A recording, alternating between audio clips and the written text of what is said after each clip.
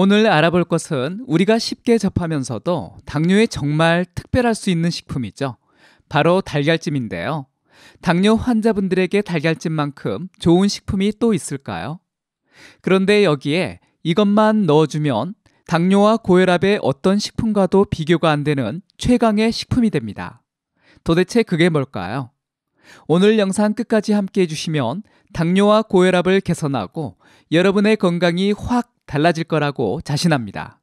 영상 끝까지 함께 해주세요.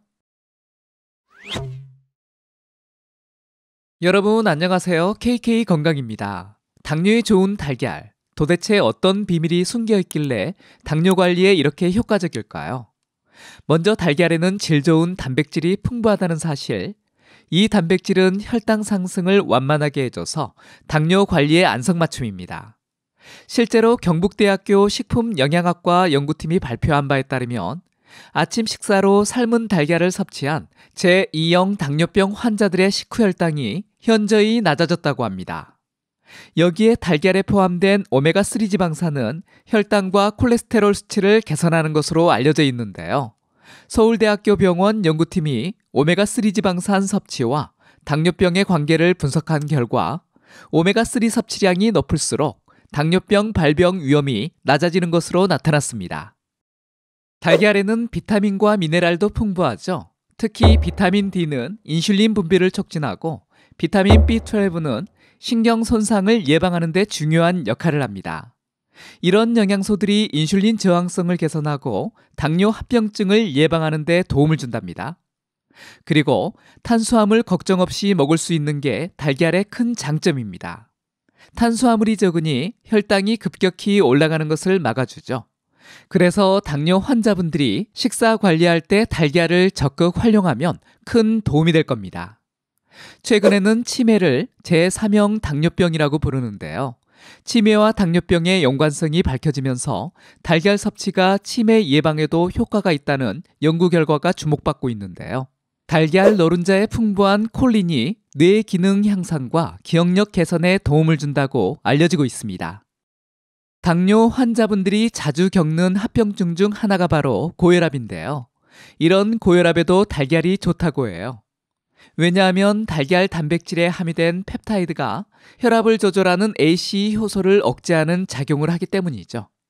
한국영양학회에서 발표한 자료에 따르면 달걀의 펩타이드는 카페인보다 5배나 강한 ACE 억제 효과를 가진다고 합니다. 이렇게 달걀은 당뇨는 물론 치매와 고혈압 예방에도 효과가 있다니 정말 놀랍지 않나요? 여러분, 달걀찜 좋아하시죠? 부드럽고 담백한 달걀찜은 밥 반찬으로 그만이잖아요. 근데 이 달걀찜, 밥이랑 함께 먹으면 단백질, 탄수화물, 지방의 황금 비율을 가진 완벽한 한 끼 식사가 된다는 사실 알고 계셨나요? 게다가 달걀찜에 이것저것 재료를 더하면 맛은 물론 영양가도 배가 된답니다. 달걀찜에 같이 넣으면 좋은 식품 궁금하시죠? 지금부터 소개해드리겠습니다. 첫 번째 주인공은 바로 시금치입니다. 이 어린 잎채소에는 각종 비타민과 미네랄이 알짜배기로 들어있어요. 당뇨 환자분들 혈당 관리에 있어 빼놓을 수 없는 식품이죠. 실제로 대한영양사협회에서 발표한 연구 결과에 따르면 시금치에 풍부한 식이섬유와 마그네슘이 인슐린 저항성을 개선하고 혈당을 낮추는 데 효과적이라고 합니다. 두 번째 주인공은 바로 버섯입니다. 낮은 칼로리에 식이섬유가 많아 다이어트에도 안성맞춤인데요. 이 버섯, 당뇨 예방에도 1등 공신입니다.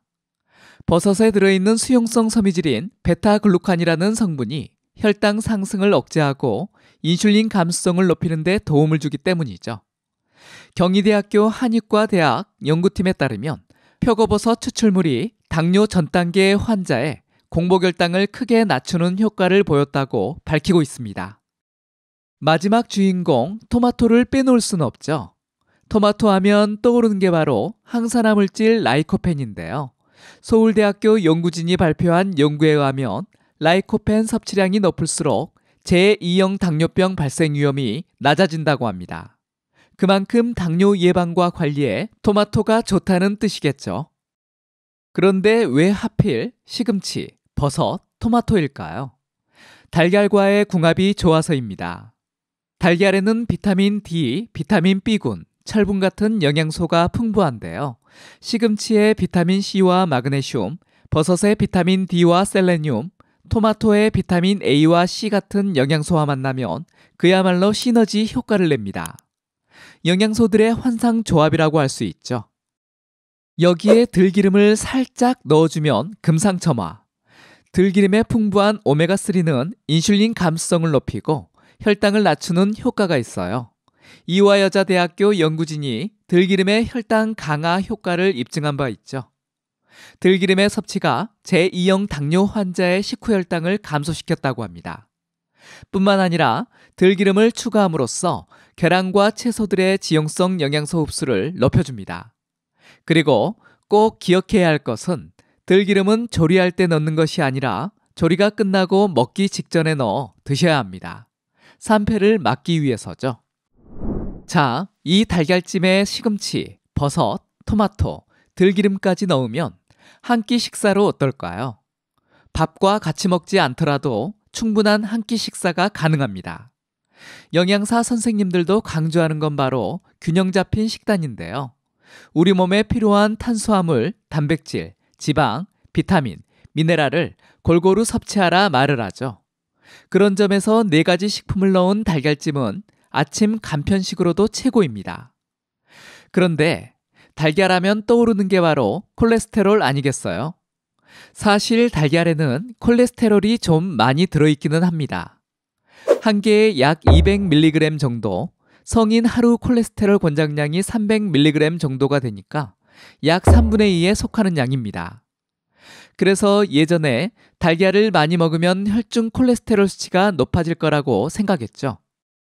하지만 여러 최근 연구 결과들을 보면 사실 식품으로 섭취하는 콜레스테롤이 혈중 콜레스테롤에 미치는 영향은 생각보다 크지 않습니다.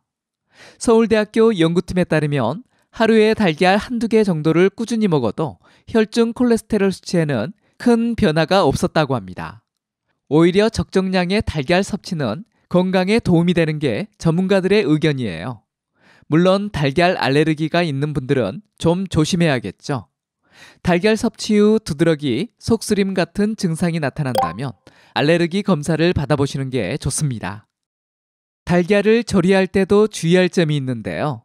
무엇보다 신선한 달걀을 사용해야 합니다. 깨진 달걀이나 유통기한이 지난 달걀은 절대 안 됩니다. 살모넬라균 식중독의 위험이 있거든요. 완전히 익혀먹는 것도 중요한데요. 반숙 달걀은 맛있기는 하지만 살모넬라균이 살아있을 수 있어서 조심하는 게 좋습니다. 달걀을 얼마나 먹어야 할까요? 보통 하루에 한두 개 정도면 충분합니다. 그럼 마지막으로 달걀 조리법에 대해 알아볼까요? 달걀 후라이로 만들면 맛있긴 한데 기름에 튀기다 보니 열량이 높아져서 고혈압, 당뇨 등 만성질환이 있다면 삶거나 찌는 게 건강에 더 좋습니다. 대한영양사협회에서도 달걀을 먹을 때 부드럽게 스크램블을 하거나 술안, 찜으로 먹는 것이 가장 이상적이라고 조언하고 있습니다. 자, 이제 건강하고 맛있는 달걀찜 만드는 법을 알려드릴게요. 먼저 달걀 2개, 물 또는 우유 100ml, 소금 1꼬집, 다진 시금치 조금, 다진 버섯 1개, 잘게 썬 토마토 3분의 1개를 준비해 주세요. 이제 달걀을 풀어야 하는데요. 이 과정이 가장 중요합니다. 잘 풀어주지 않으면 익는 과정에서 단백질이 뭉치면서 수분을 내보내 물이 많이 생길 수 있기 때문이죠. 우유나 물을 살살 넣어가며 부드럽게 풀어주는 게 포인트입니다. 소금으로 간도 살짝 해주시고요. 다음은 시금치, 버섯, 토마토를 넣고 고루 섞어줍니다. 그리고 뚜껑을 덮고 쪄주면 달걀찜이 완성됩니다. 드실 때 들기름을 살짝 둘러 드시면 아주 맛있게 드실 수 있습니다. 여러분, 오늘 달걀찜에 대해 알아봤는데요. 당뇨 환자분들에게 달걀찜은 안성맞춤 메뉴입니다. 오늘 알아본 내용 잊지 마시고 꼭 실천해보세요. 당뇨 관리는 식습관 개선으로부터 시작합니다. 여러분, 오늘도 건강하게 보내세요. 지금까지 KK 건강이었습니다. 감사합니다.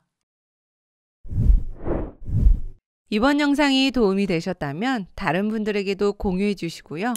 구독하기, 좋아요 눌러주세요. 감사합니다.